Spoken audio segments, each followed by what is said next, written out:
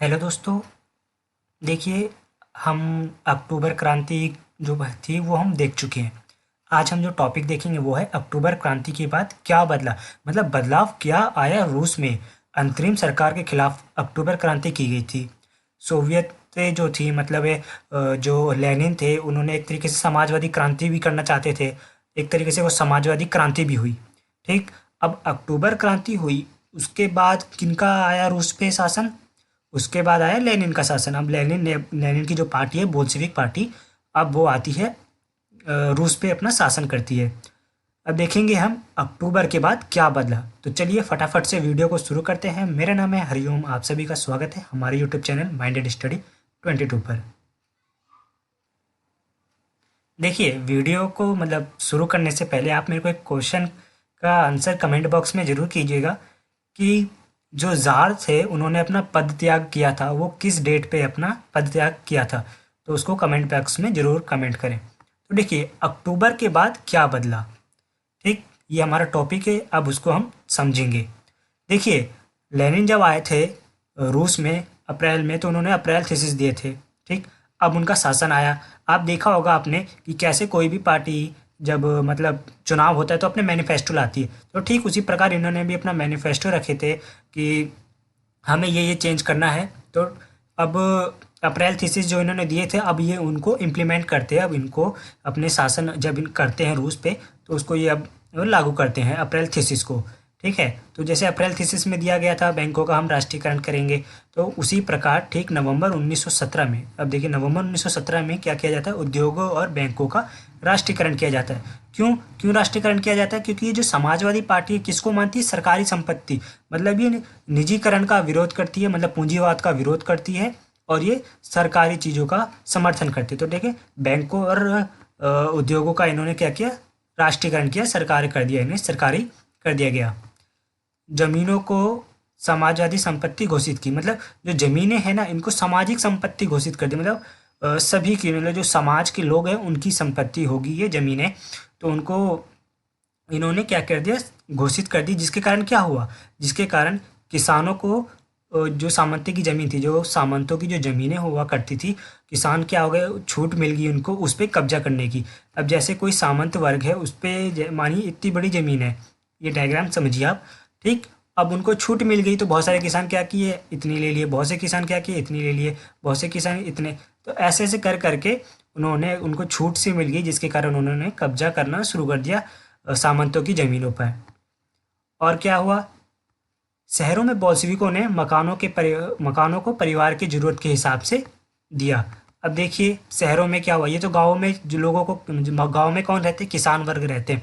तो ठीक, तो किसानों ने क्या किया, सामंतों की ज़मीन कब्जा कर ली।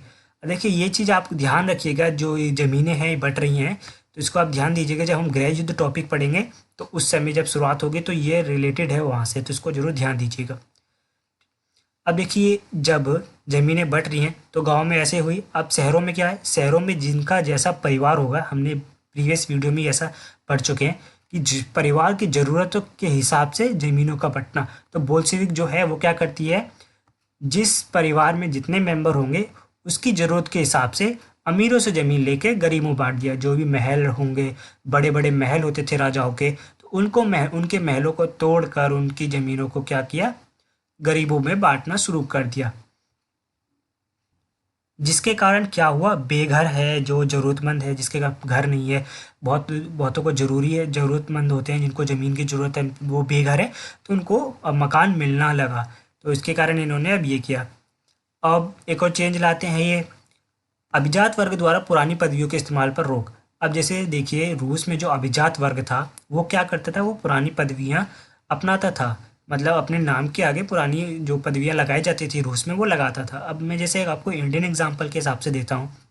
आपने मूवीज़ तो देखी होंगी, या फिर बहुत से ऐसे सीरियल आते हैं जो पुराने समय के हिसाब से होते हैं, जैसे राजा महाराजा के शासन के हिसाब से चल रहा होता है। तो उसमें कैसे राजा के नाम के आगे लगा दिया जाता है, सूर्यपुत्र, पावन से तेज, बलशाली, शक्तिशाली, आपने ऐसा सुना होगा। तो ये जो पदवियाँ लगाई जाती थी, तो ये जो पदवियाँ थी ये क्या करती थी, समानता का नहीं थी, समानता की बात नहीं करती थी।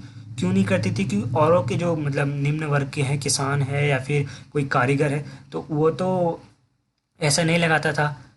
और जो ये राजा सब हैं वो या फिर बड़े वर्ग है, सामंत वर्ग है, तो वो क्या करते थे, वो ऐसा अपने नाम के आगे लगाते थे। तो जिसके कारण क्या होता था, इन्हें बराबरी नहीं कह सकते, मतलब समाज में एक रूपता नहीं देखी की जाती थी। एक रूपता ना देखे जाने के कारण इन्होंने क्या किया, पुरानी पदवियों पर रोक लगा दी गई, जिसके कारण क्या होगा, समाज में एक रूपता रहेगी, बराबरी रहेगी। ठीक है। अब देखिए, अब ये जो चेंज ला रहे थे, तो ये जो बदलाव ला रहे थे, ये बदलाव दिखना चाहिए समाज में, ये बदलाव दिखना चाहिए। तो जिसके कारण ये क्या करते हैं, बोल्शेविक पार्टी है, लेनिन है, ये क्या करते हैं, एक चेंज लाते हैं। क्या चेंज लाते हैं, सेना और सरकारी अफसरों की वर्दियों में बदलाव किया। अब जो सेना द्वारा वर्दी पहनी जाती थी, कपड़े पहने जाते, जो उनकी यूनिफॉर्म थी वो पहने जाती थी, और जो सरकारी कार्यालयों में लोग जो अपनी यूनिफॉर्म पहनते थे, तो उनकी वर्दियों में बदलाव ला दिया गया। अब उस बदलाव में क्या किया गया, देखिए, 1918 में सोवियत टोपी, जो सोवियतों की टोपी है, बोदिन्युवोका का चुनाव किया गया। इससे क्या है कि जो भी सेना सिपाही होगा वो इस टोपी को पहनेगा, और ये चेंज किया गया, जिसके कारण क्या होगा, ये एक दिखेगा कि हाँ, अब रूस में कोई बदलाव आ रहा है। आप देख सकते हैं इस डायग्राम को भी, कि ये आप टोपी देख रहे हैं, तो ये है आपकी बोदिन्युवोका टोपी। तो ये जो टोपी है ये पहनी जाती थी सैनिकों द्वारा, तो आप देख सकते हैं इस डायग्राम में भी। और आप ये भी देखिए, ये किसका सिंबल है, आपका स्टार, ये सामंती, ये मतलब ये जो बोल्शेविक पार्टी है और कम्युनिस्ट पार्टी है, तो इसका ये सिंबल है स्टार। तो आप देख सकते हैं इसके बीच में वो है जो फसल काटते हैं तो ग्रास होती है, तो ये वो भी है। इसमें क्लियर नहीं दिख रहा होगा आपको क्योंकि बहुत ज़्यादा ही छोटा है। देखिए, अब जो अप्रैल थीसिस इन्हों की थी उसके हिसाब से ऐसे ऐसे चेंजेस आ रहे हैं। अब देखिए, बोल्शेविक पार्टी का नाम भी बदला गया। अब हमने देखा था अप्रैल थीसिस में उन्होंने कहा था कि हम अपनी पार्टी का भी नाम बदलेंगे, इन्होंने 3 अप्रैल थीसिस दिए थे। अगर आप पहली बार इस वीडियो को देख रहे हैं तो प्लीज़ प्रीवियस वीडियो को ज़रूर देखें, तभी आपको समझ आएगा। तो देखिए, अब उन्होंने क्या किया, उन्होंने पहले अप्रैल थीसिस में बात की थी कि हम अपनी पार्टी का नाम बदलेंगे, बोल्शेविक पार्टी का नाम बदल के अब उन्होंने क्या किया, रूसी कम्युनिस्ट पार्टी बना दी गई। रूसी कम्युनिस्ट पार्टी अब इसका नाम रखा गया। ठीक है। अब ये चेंजेस जो हुए रूस में, जब क्रांति हुई तो शुरुआत में ये चेंजेस हुए, तो ये जो चेंजेस हुए ये अच्छे चेंजेस थे, अच्छे परिवर्तन आ रहे थे। पर क्या होता है, कुछ बुरे परिवर्तन भी होते हैं, उसको भी हम जानेंगे। तो आई होप आपको यहाँ तक समझ आया होगा, ये स्लाइड आपको अच्छे से समझ आई होगी। तो चलिए नेक्स्ट स्लाइड पे चलते हैं। अब देखिए, इन्होंने अपने अप्रैल थीसिस, जो इनका मैनिफेस्टो था, अप्रैल थीसिस जो लाए थे, तो वो उसका इम्प्लीमेंट कर दिया। ठीक। अब ये क्या करते हैं, इलेक्शन की बात करते हैं कि अब इलेक्शन लाया जाए, मतलब सॉरी, चुनाव करवाया जाए, इलेक्शन किया जाए। ठीक है। तो इसके लिए वो क्या करते हैं, नवंबर 1917 में बोल्शेविकों ने संविधान सभा का चुनाव करने का सोचा। तो संविधान सभा का चुनाव हो, जिसमें क्या हो, कि चुनाव कराया जाए, एक तरीके से लोकतांत्रिक रूप से सरकार बनाई जाए। ठीक। अब इन्हें लगता था बोल्शेविकों को कि हमारी ही सरकार बनेगी। इन्हें ऐसा क्यों लगता था, इन्हें ऐसा इसलिए लगता था क्योंकि ये जो थे, ये अक्टूबर क्रांति में इनका बहुत बड़ा योगदान था। इन्होंने अक्टूबर क्रांति जो की थी, तो इनमें कहा था कि इन्होंने ही अक्टूबर क्रांति की थी, और इसके कारण एक तरीके से हम कह सकते हैं कि समाजवादी क्रांति भी हुई थी। तो इन्हें ऐसा लगा कि हमारी ही सरकार बनेगी, पर ऐसा नहीं हो सका। देखिए, इन्हें बहुमत नहीं मिला, ये जो चुनाव हुआ तो इसमें बहुमत इन्हें नहीं मिलता है, ये हार जाती हैं, जिसके कारण क्या होता है, ये असेंबली में नहीं बैठ पाती हैं। देखिए, अभी क्या है, बहुत सारी जगह है जो रूस में, वहाँ पे इसका शासन नहीं चल रहा था। बोल्शेविक पार्टी जो है एक एक हिस्से तक ही सीमित थी, अभी पूरे रूस पे इसका अभी दबदबा नहीं था। इस बात को आप ध्यान रखिएगा। तो देखिए, अभी इसे बहुमत नहीं मिलता है बोल्शेविक पार्टी को, बोल्शेविक पार्टी सत्ता में नहीं आती है। उसकी जगह कौन सी पार्टी, मतलब दूसरी कोई पार्टी होती है, वो सत्ता में आती है, वो अपना असेंबली बनाती है। ठीक। अब वो रूल कर रही होती है, वो अपना शासन चला रही होती है। कि अब एक घटना होती है, उस घटना को हम देखते हैं। जनवरी 1918 तक, जनवरी 1918 तक तो आराम से ये चल रही होती है, जो असेंबली बनी होती है। बोल्शेविक पार्टी तो सत्ता में नहीं होती, तो जो असेंबली होती है वो अच्छे से चल रही होती है। अब देखिए, नवंबर दिसंबर 2 महीने आराम से चली। अब जब जनवरी का समय आता है, तो उस समय क्या होता है, जो बोल्शेविक हैं ये सब क्या करते हैं, प्रस्ताव भेजते हैं असेंबली में, ठीक। और ये जो असेंबली है उस प्रस्ताव को खारिज कर देती है, मना कर देती है। अब मना कर देती है तो क्या होता है, लेनिन को ये अच्छा नहीं लगता है, जिसके कारण लेनिन क्या करते हैं, लेनिन ने इस असेंबली को ही बर्खास्त कर दी। अब इस असेंबली को जब बर्खास्त किया गया तो अब कोई रीज़न इन्हें देना पड़ेगा। क्यों? क्योंकि ये चुनी हुई लोगों द्वारा चुनी गई ये असेंबली थी। तो इन्होंने क्या कहा, लोगों को कहा कि देखिए, जब ये इलेक्शन हुआ था उस समय रूस के हालात सही नहीं थे। क्यों? क्योंकि अभी हम अक्टूबर क्रांति से आए थे, अभी हालात सही नहीं थे, और ये जो चुनाव कराया गया था वो सही तरीके से नहीं कराया गया था, जिसके कारण इस असेंबली को भंग करना ज़रूरी था। ऐसा इन्होंने तर्क दिया। और इससे कहीं ज़्यादा लोकतांत्रिक है आपकी रूसी कम्युनिस्ट पार्टी। मतलब सॉरी, इन्होंने कहा कि जो अखिल रूसी सोवियत कांग्रेस है वो इस असेंबली से कहीं ज़्यादा ही लोकतांत्रिक है। ऐसा क्यों कहा मतलब क्यों है ये लोकतांत्रिक? क्योंकि उसमें 500 सोवियतें जाते हैं, 500 सोवियतों के जो मेंबर हैं वो जाते हैं और मीटिंग करते हैं। तो उन्होंने कहा कि इस असेंबली से ज़्यादा तो आपकी अखिल रूसी सोवियत कांग्रेस है, वो आपका क्या है, ज़्यादा ही लोकतांत्रिक है। ऐसा उन्होंने कहा, बर्खास्त किया, तो ऐसा रीज़न दिया उन्होंने, ठीक। अब क्या है, मार्च 1918 का समय आता है, मतलब जनवरी में इसको बर्खास्त कर दिया, फरवरी ख़त्म, मार्च 1918 में क्या किया जाता है, मार्च 1918 में अब क्या है, जो ये पार्टी है आपकी बोल्शेविक पार्टी, ये एक जर्मनी के साथ संधि करती है, एक शांति संधि करती है, ठीक है। अब देखिए, जब ये जर्मनी में शांति संधि करती है तो इस संधि को मना किया जाता है करने से। इस संधि को क्या किया जाता है, और पार्टी जो है रूस में और जो असेंबली चुनी गई थी तो ये भी मना करती है कि ये संधि ना की जाए। क्यों नहीं की जाए? क्योंकि जर्मनी से हमारा युद्ध चल रहा था, और ये जो जो युद्ध चल रहा था तो जिसके कारण हमने अपने देखिए नाम भी बदला, जो सेंट पीटर्सबर्ग था उसका नाम हमने पेट्रोग्राद रखा। तो देखिए, जर्मनी संधि नहीं करनी चाहिए, ऐसी ये बात करते हैं। पर ये जर्मनी संधि होती है, और ये देखिए जो संधि होती है ये होती है, जगह है देखिए ब्रेस्ट लिटोवस्क है, जो इस जगह पे आपकी जर्मनी संधि होती है, शांति संधि होती है, ठीक। अब देखिए धीरे धीरे जो है बोल्शेविक पार्टी अपना दबदबा बनाने लग जाती है, ठीक, दबदबा बनाने लग जाती है। तो जिसके कारण क्या होता है, और पार्टियां खत्म होने जाती हैं।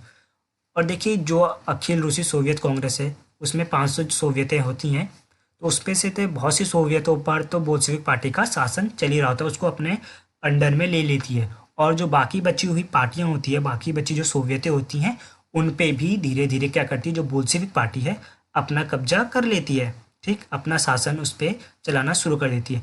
जिसके कारण क्या होता है, रूस में एक पार्टी ही रह जाती है। वो कौन सी पार्टी होती है आपकी? बोल्शेविक पार्टी, ठीक। बोल्शेविक पार्टी ही एक पार्टी, इकलौती पार्टी रह जाती है। एक पार्टी, अब सिस्टम वहाँ पे रूल करने लग जाता है। आप देख सकते हैं चाइना में भी ऐसे ही एक पार्टी सिस्टम ही रहता है। जहाँ एक पार्टी सिस्टम रहता है तो वहाँ पे इलेक्शन नहीं होता और तानाशाही चलने लग जाती है। क्यों? क्योंकि विपक्षी होते ही नहीं उसकी आलोचना करने के लिए। अब देखिए, एक पार्टी रह जाती है, और फिर ये क्या करती है, अखिल रूसी सोवियत कांग्रेस को संसद का दर्जा भी दे देती है।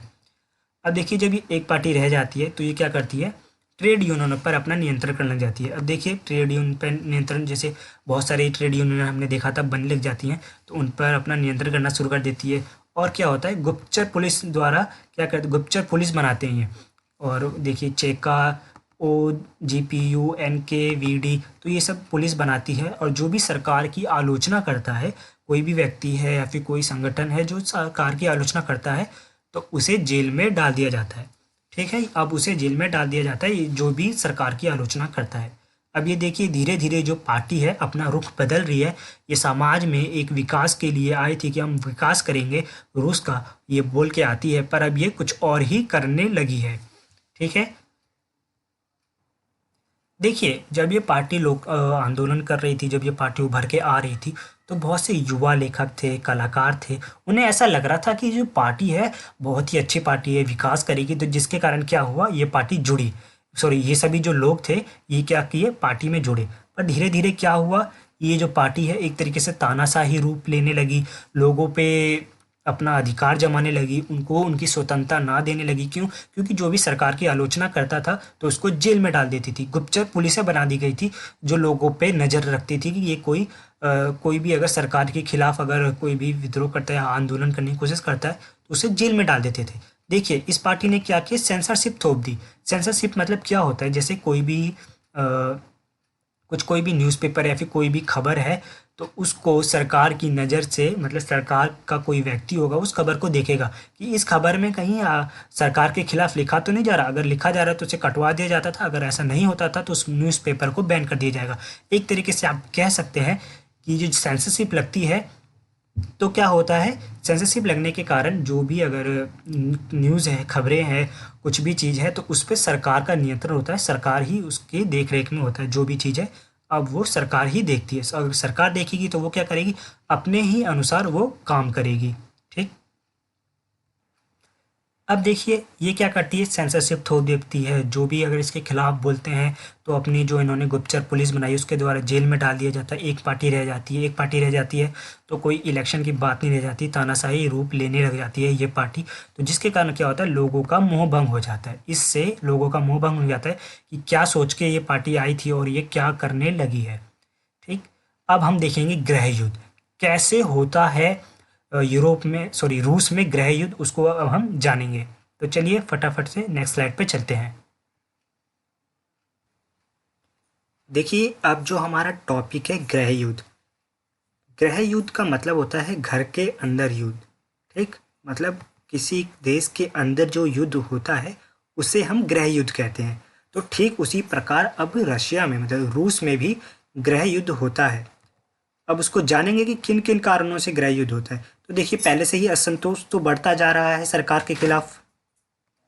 अब देखिए मैंने आपको ऊपर वाली स्लाइड में बताया था कि जब भूमि का पुनः वितरण हो रहा होता है, ज़मीनें जब बंटने लगी होती हैं तो क्या होता है, किसानों को ज़मीनें मिल रही होती हैं। अब देखिए बोल्शेविक जब पार्टी ज़मीन बांट रही थी तो उस समय क्या होता है, सेना में भी बहुत सारे ऐसे जो सैनिक थे वो किसान थे। ठीक, तो किसान थे तो जिसके कारण क्या हुआ, उनको भी ज़मीन मिले इसलिए वो क्या किए, अपने गांव गए, अपने घर गए। तो देखिए सेना में भी मतलब सेना में किसान होने के कारण, मतलब जो सैनिक थे वो किसान थे तो जिसके कारण वो अपने गांव आने लगे। तो क्या होता है, रूसी सेना टूटने लग जाती है। जो रूसी सेना है अब वो टूटने लग जाती है। अब देखिए क्या होता है कि ना जो बोल्शेविक पार्टी है उसको रेड से डिनोट किया जाता है। ठीक, और जो समाजवादी क्रांतिकारी जो पार्टी होती है, सामाजिक क्रांतिकारी, उससे क्या कहा जाता है, ग्रीन कहा जाता है। क्यों ग्रीन कहा जाता है, क्योंकि ये भी समाजवादी है। पर देखिए हमने देखा था कि दो समाजवादी पार्टियां थी। ठीक है, एक बोल्शेविक पार्टी, एक समाजवादी क्रांतिकारी पार्टी। तो ये जो दूसरी समाजवादी क्रांतिकारी पार्टी है इसे ग्रीन कहा जाता है। और तीसरी कौन है, उसे वाइट्स कहा जाता है। वो है जार समर्थक, मतलब पूंजीवाद का सपोर्ट करने वाली पार्टी। ठीक है, इसे वाइट्स कहा जाता है। अब देखिए ये जो दोनों पार्टियां हैं ना, वो बोल्शेविक के विरोध का जो निंदा करती, मतलब जो वो बोल्शेविक जो कर रही होती है इसका ये निंदा करती हैं। ठीक, इन्हें गैर बोल्शेविक पार्टी, मतलब गैर बोल्शेविक समाजवादी इन्हें इसलिए कहा गया क्योंकि ये बोल्शेविक नहीं है, बोल्शेविक पार्टी से नहीं है, पर ये समाजवाद को मानती है, मतलब ये समाजवाद को मानती है। ठीक, और जो उदारवादी लोग होते हैं वो भी कहते हैं क्या, ये जो हो रहा है बहुत ही गलत हो रहा है। और ठीक राजशाही समर्थक तो कहेंगे ही कहेंगे क्योंकि ये चाहते हैं कि देश में पूंजीवादी व्यवस्था ही हो। ठीक है, अब देखिए बहुत सारे हिस्सों पे क्या है, अभी बोल्शेविक पार्टी का हिस्सा नहीं है, मतलब शासन नहीं है। बहुत सारी ऐसी जगह हैं जहाँ पर बोल्शेविक पार्टी का भी शासन नहीं है। तो वो क्या चाहेगी, वो चाहेगी कि मेरा उन जगहों पे भी क्या हो, शासन हो। ठीक, अब उन जगहों पे कहाँ किन का शासन था, उन जगहों पे आपका ग्रीन का और वाइट्स का, इन्हीं का शासन था, ग्रीन का और वाइट्स का ही शासन था। अब वहाँ पे इनको अपना शासन करने के लिए रेड्स को तो क्या करना पड़ेगा, लड़ाई करनी पड़ेगी, मतलब युद्ध करना पड़ेगा। तो युद्ध करना पड़ेगा तो किन से लड़ेगा वो युद्ध, वो ग्रीन से लड़ेंगे और वाइट से लड़ेंगे। तो अब इनके बीच युद्ध होता है।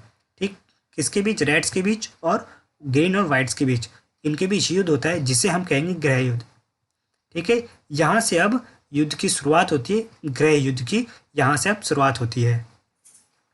अब देखिए जब युद्ध की शुरुआत होती है तो क्या किया जाता है, दूसरे देशों के द्वारा ग्रीन को और वाइट को, मतलब समाजवादी क्रांतिकारी पार्टी को और जार के समर्थक वाली जो पार्टी थी, इनको समर्थन मिलता है। किन देशों का समर्थन मिलता है? तो फ्रांस, अमेरिका, ब्रिटेन, जापान, इनकी जो सैन्य टुकड़ियाँ थी तो वो क्या करती है? इनका समर्थन करती हैं। अब आप सोचेंगे भाई, जब ये गृह युद्ध हो रहा है, किसी देश के अंदर इंटरनल मैटर है, किसी देश का अंदरूनी जो है बात है, तो उसमें बाहरी लोगों की क्या ज़रूरत है? तो देखिए ये क्या होता है, ये जो बोल्शेविक पार्टी है वो क्या है? वो समाजवाद को मानती है। अब देखिए, अब ये जो देश है ये इनका समर्थन करते हैं। क्यों करते हैं? क्योंकि ये जो है वो क्या है? समाजवाद को मानता है। जो बोल्शेविक पार्टी है वो समाजवाद को मानती है और ये क्या करना चाहती है? पूरे देश में, मतलब हर जगह ये समाजवाद जो विचारधारा है, समाजवादी विचारधारा, उसको फैलाना चाहती है। तो इसको रोकने के लिए वो क्या करते हैं? इनका सपोर्ट करते हैं, ग्रीन का और वाइट का सपोर्ट करते हैं ये सभी देश। ठीक है, इनको सैन्य हथियार देते हैं। तो जिसके कारण क्या होगा कि अगर ये पार्टी हार गई तो समाजवाद का जो है वो यहीं पे खात्मा हो जाएगा, ऐसा इन्हें लगता है। पर देखिए क्या होता है एट द एंड, क्या होता है? बोल्शेविक जो पार्टी है वही अपना कब्जा करती है, तो उसको भी हम देखेंगे। अब देखिए क्या होता है। अब आप देखिए, जब भी किसी देश में कहीं पे भी युद्ध चलता है तो क्या होता है? सीधी सी बात है, वहाँ पे भुखमरी होगी, बेरोजगारी होगी, अपराध बढ़ेंगे। तो ठीक उसी प्रकार रूस में भी भूखमरी, अपराध का बढ़ना, डकैती और बेरोजगारी, बीमारियां बढ़ने लगी, ये सब होने लग जाता है। क्यों? क्योंकि ज़्यादा ध्यान अब किस सरकार का काम होता है, जो भी वहाँ पे शासन कर रही होती है, कोई भी शासक हो वहाँ पे, तो वो उसका ध्यान किस पे होता है? युद्ध पे होता है, जिसके कारण वहाँ के जो बेसिक जो होते हैं काम, वो उस पर वो ध्यान नहीं देता है। तो वही यहाँ पे रूस में ये सभी घटनाएं होने लग जाती है, बेरोजगारी, लूटमारी, डकैती, भुखमरी, ये सभी फैलने लग जाती है। ठीक। अब इसी बीच क्या होता है?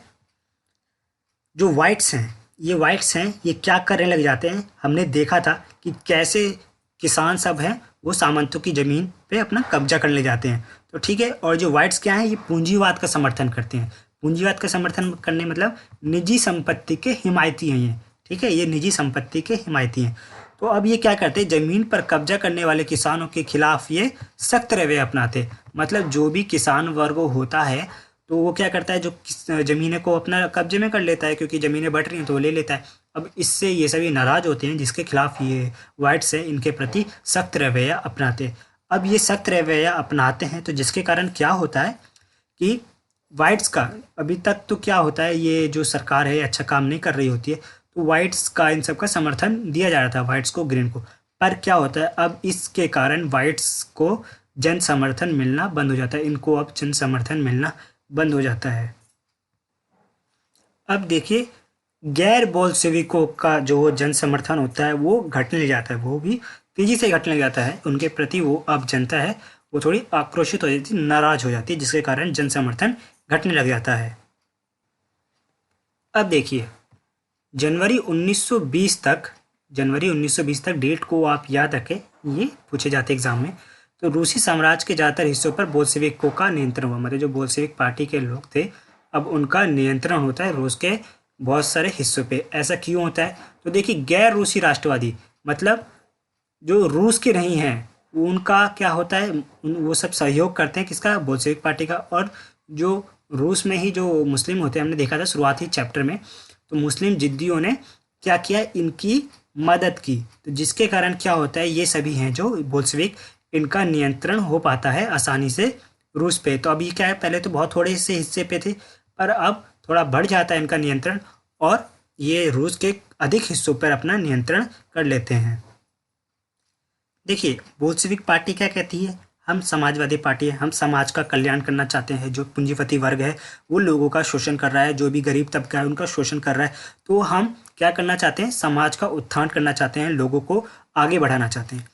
अब ये सभी कहती है, तो अब ये सभी बातें कहती है बोल्शेविक पार्टी। ठीक। अब कहती तो है और करती कुछ और है। एक घटना होती है खीवा की घटना, एक खीवा में घटना होती है। वहाँ पे क्या होता है? बोल्शेविक उपनिवेश, जो बोल्शेविक के जो मेंबर होते हैं, बोल्शेविक उपनिवेशकों ने समाजवाद के नाम पर स्थानीय राष्ट्रवादियों का बड़े पैमाने पर कत्लेआम किया। अब देखिए जो गैर रूसी राष्ट्रवादी थे वो ये थे। तो अब देखिए ये क्या करते हैं, यहाँ पे जाके समाजवाद कहते हैं भाई, समाजवाद के ये क्या है, ये समाजवाद को विरोध कर रहे हैं, हम समाजवाद का बढ़ावा करने मतलब ये लोगों को परेशान कर रहे हैं अपना।